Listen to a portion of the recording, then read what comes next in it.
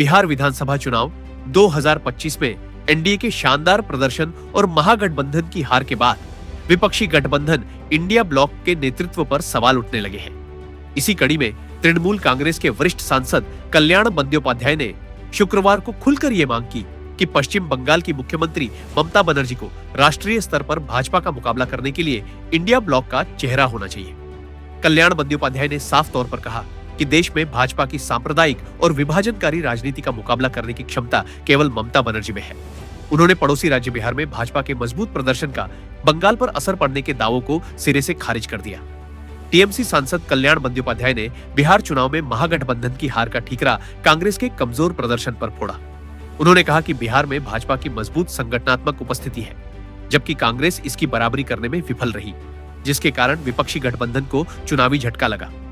बंद्योपाध्याय के इस बयान से स्पष्ट है कि टीएमसी अब राष्ट्रीय गठबंधन में कांग्रेस की नेतृत्वकारी भूमिका पर सवाल उठा रही है। जब उनसे पूछा गया कि कांग्रेस के खराब प्रदर्शन के बाद क्या ममता बनर्जी को इंडिया ब्लॉक का नेतृत्व करना चाहिए, तो बंद्योपाध्याय ने जोर देकर कहा, हाँ, दीदी को भाजपा की सांप्रदायिक, विभाजनकारी, तानाशाही और अलोकतांत्रिक राजनीति से लड़ने के लिए गैर भाजपा मोर्चे का चेहरा होना चाहिए। उन्होंने ममता बनर्जी की संघर्ष क्षमता की तारीफ करते हुए कहा कि वो भाजपा की चुनौती का सामना कर सकती है और देश भर में इस लड़ाई को सफलतापूर्वक आगे बढ़ा सकती है।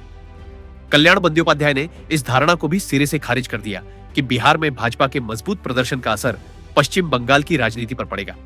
उन्होंने कहा कि दोनों राज्यों की राजनीतिक जमीन, सामाजिक समीकरण और संगठनात्मक क्षमताएं अलग अलग हैं। उन्होंने दावा किया कि बंगाल में टीएमसी की जड़ें मजबूत हैं और ममता बनर्जी का जनाधार किसी भी बाहरी लहर को रोकने में सक्षम है।